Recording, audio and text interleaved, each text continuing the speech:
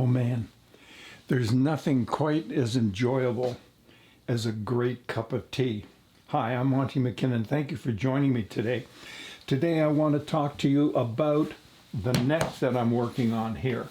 And I want to show you a couple of ways to hog this thing down and what I'm doing to get prepared here in order to make the guitar neck for the guitar that we're working on. Now, a couple of things that we can do is we can use a spoke shave down in here. I have thinned this down already by putting it into the thickness sander, but then there's another technique which I'll show you in just a minute. With the spoke shave, you come in at it like this, and you'll see it's not the best. I'll show you some video on that right now. Take a look at this. All right, you can see that it's a little, it just, you know, the spoke shaves are great, and we'll be using it later on the side, but for in here where I want to bring it up like this and do the volute, it's a little awkward and a little bit more difficult. So one of the other things we can do at some point is use a small hand plane, but the small hand plane, while it's good, it doesn't have the curvature on it that you need to enable to give you that nice area that we're going to be coming up in here. Now another thing that you can use is a scraper, and I have two of them here, and I've used both of these on this.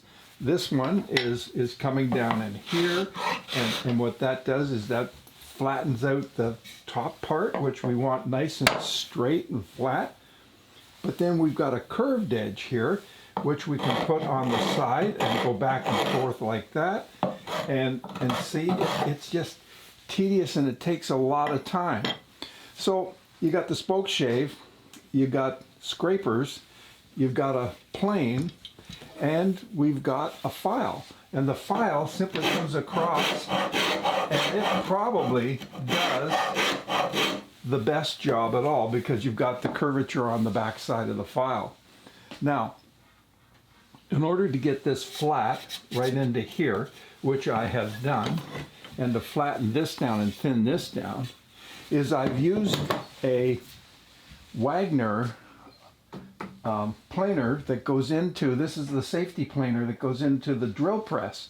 Now, Wagner stopped making these things, and I don't know, I guess they sold the patent to Stumac or whatever, but you can buy this from Stumac. And what this does, as you'll see here, you can take this and you can simply, and if you are using this, you want to make sure that you're holding it really tight.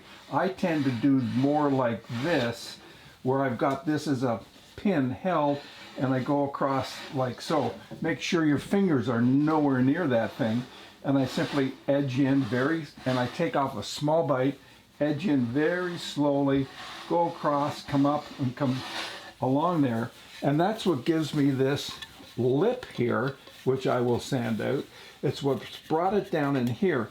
Now, because the neck is going to taper here, from here down to here, you might want to think about putting a small piece of wood on here to raise this up.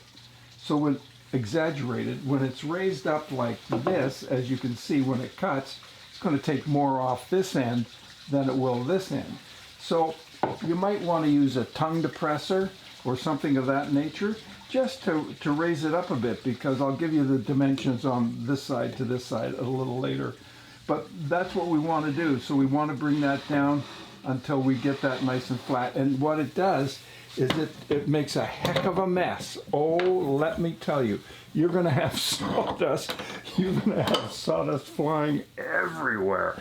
And so, you know, right above me is our living room and the cold air return, and I get dust up in here, and of course it goes up into the living room, and then I hear about it from somebody upstairs.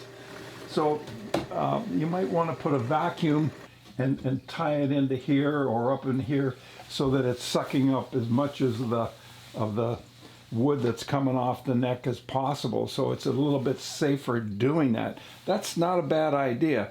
Now, two other things. Because I'm using this as a jig for my peg head. And by the way, while I'm talking about jigs, let me just tell you that somebody has been good enough to make the plans for the jigs that you've seen me show on this channel.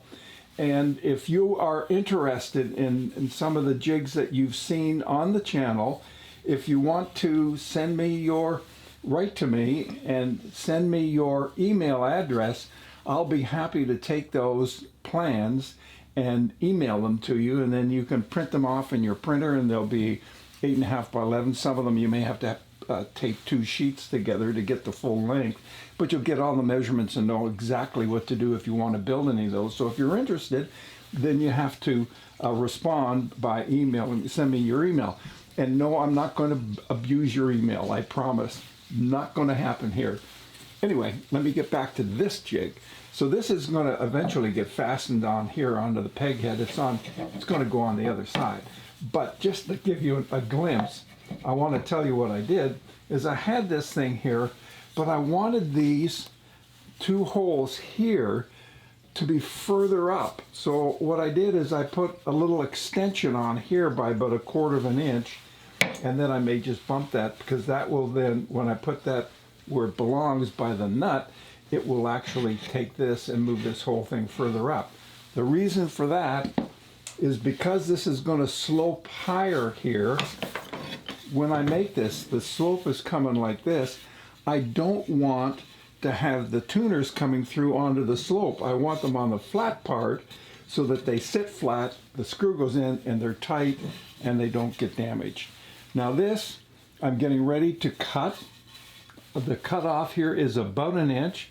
It's right where my finger is here, right there. Okay. And what I'm going to do to make sure that I've got this thing set up properly is I'm going to cut it not at the line. I'm going to cut it out proud of the line, because I want to make sure my angle is right, and then I can put it on the guitar body, and then once that's there, I'm good to go. Now, I just want to show you the guitar body, so don't go away. I'm going to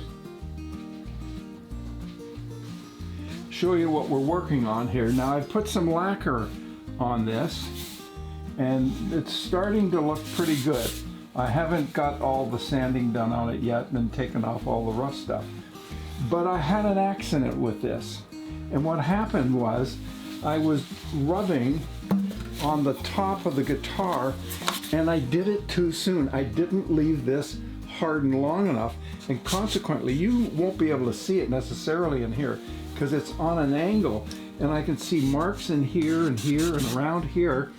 Just doesn't sit well with me, so I'm going to have to take all the lacquer, not necessarily, no, I don't know how much lacquer, I'll sand it 1 layer at a time hopefully, and take off lacquer until I can get this thing smooth again and get all those, I'll call them fingerprints, out of here, out of the top. So you've got to be careful when you're using this.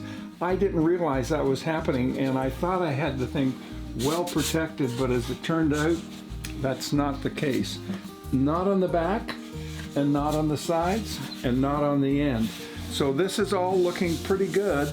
Well, this is it. Thank you, and I'm glad you joined me today. I hope you've enjoyed the video. If you did, please give me a thumbs up and a like or whatever that is. Subscribe if you haven't subscribed before. I think after 18 months, it's time for me to hit 30,000. What do you think? I need help to get there. So if you know somebody that would like some videos and would like to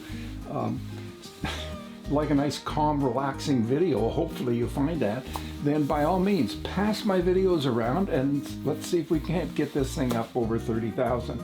I'd really like that. That'd be fun. All right, I'll see you in the next video, and thanks for joining me.